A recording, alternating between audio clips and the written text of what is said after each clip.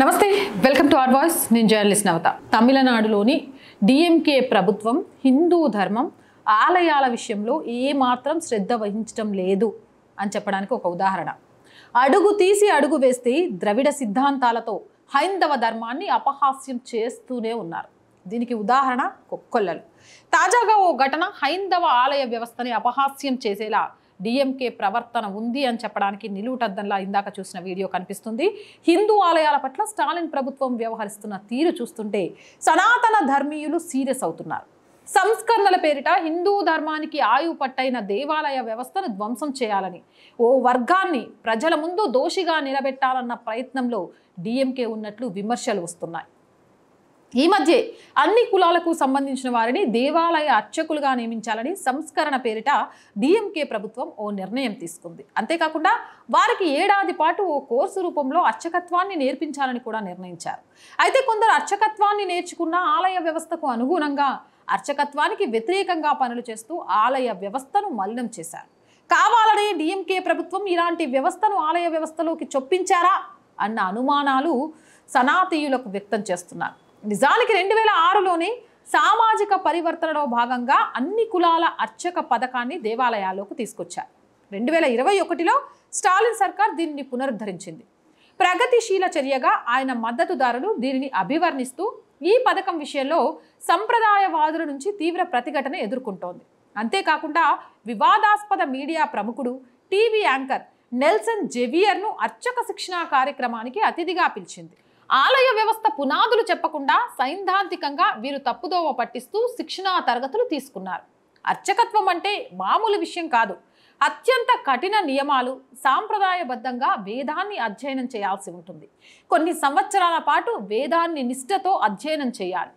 కానీ డిఎంకే ప్రభుత్వం మాత్రం కేవలం ఏడాది పాటు ఓ క్రాష్ కోర్స్ లాగా అర్చకత్వాన్ని నేర్పిస్తోంది ఇది ఆలయ వ్యవస్థను సాంప్రదాయాన్ని ఆత్మను దెబ్బతీస్తుందన్న విమర్శలు వస్తున్నాయి అసలు ఏం జరిగింది అనేది మీరు వీడియో అయితే చూశారు ఇది దుష్ప్రవర్తనకు పాల్పడ్డారన్న ఆరోపణల నేపథ్యంలో శ్రీవిల్లి పుత్తూరులోని ఓ ఆలయంలోని 4 పూజారులు సస్పెండ్ అయ్యారు ఈ 4 అర్చకులు కూడా డిఎంకే ప్రభుత్వం అన్ని కులాల అర్చకులు అన్న పథకం కింద నియమించబడిన వారు అర్చకత్వం విషయంలో ఓ ఏడాది పాటు శిక్షణ పొందారు ఆ తర్వాత వీరిని అర్చకులుగా నియమించారు హిందూ మున్నాని కార్యకర్తలు ప్రత్యక్ష సాక్షుల కథనం ప్రకారం ఈ 4 అర్చకులు కూడా ఆలయ పవిత్రతకు భంగం కలిగించారని ఆచారాలు సాంప్రదాయాలకు భిన్నంగా ప్రవర్తించడమే కాకుండా ఆలయంలోనే అసభ్యకరంగా మద్యం సేవిస్తూ నృత్యం చేస్తున్నట్లు చెబుతున్నారు దీనికి సంబంధించిన వీడియోలు కూడా బయటికి వచ్చాయి ఓ మహిళా భక్తురాలిపై అనుచితంగా ప్రవర్తించడం విభూతిని విసరడంతో పాటు లైంగికంగా వేధించినట్లు కూడా ఈ అర్చకులపై ఫిర్యాదులు వెలువెత్తుతున్నాయి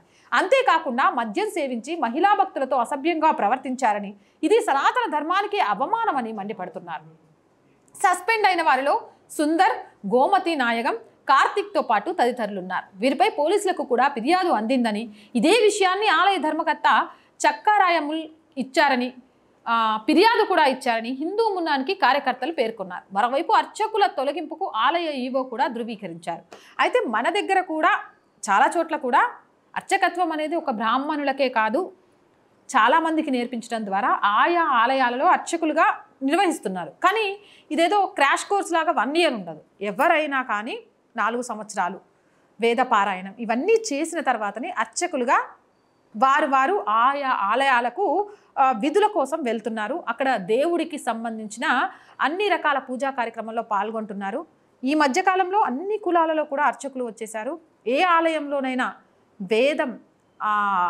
బ్రహ్మ యొక్క జ్ఞానం ఎవరి నాలుక మీద అయితే ఉంటుందో వాళ్ళు అర్చకులుగా మారి వేద కార్యక్రమాల్లో పాల్గొంటున్నారు దాన్ని సమాజం హర్షించాలి వారికి అండగా నిలబడాలి నిజంగా కూడా అందరి సొత్తు అనే విధంగా ప్రవర్తించాలి కానీ సంవత్సరం పాటు క్రాష్ కోర్స్ అను 6 నెలల పాటు 6 మంత్రాలు నేర్చుకోమను వాళ్ళకు క్రమశిక్షణ నేర్పకుండా ఆ వేదాల యొక్క జ్ఞానాన్ని వాళ్ళు ఇనుమడింపజేసుకోకుండా సారాన్ని తెలుసుకోకుండా ఇష్టం వచ్చినట్టు ఆలయాల్లో నిర్మించడం ద్వారా అక్కడికి వచ్చిన ఏ ఒక్క భక్తుడైనా వాళ్ళ గురించి చెడుగా అనుకుంటే వాళ్ళు చేసే పనులకు బయటకు వచ్చిన తర్వాత అది ఆలయాల పవిత్రతకు సనాతన ధర్మం మీద ప్రజలకున్న నమ్మకానికి ఒక ప్రశ్నార్థకంగా మారుతుంది ఈరోజు అక్కడ ద్రవిడ ప్రభుత్వం చేస్తోంది అదే డిఎంకే ప్రభుత్వం చేస్తోంది అదే అంటే హిందుత్వ సనాతన ధర్మానికి సంబంధించి ఏ రకంగా పెకిలించాలి అనుకున్నా హైందవులంతా ఏకమవుతున్నారు అదే హైందవులకు అందరికీ కూడా ముఖ్యమైనది ఏంటి?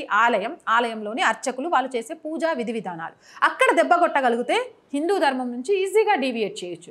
దానికోసమే ఇలాంటి క్రాష్ కోర్సు లాంటిది పెట్టి ఈరోజు అర్చకత్వానికి ఆలయం యొక్క కార్యక్రమాలకే తలవంపులుగా మారింది తమిళనాడులోని డిఎంకే ప్రభుత్వం. ఇలాంటి వారిని అస్సలు క్షమించొద్దు.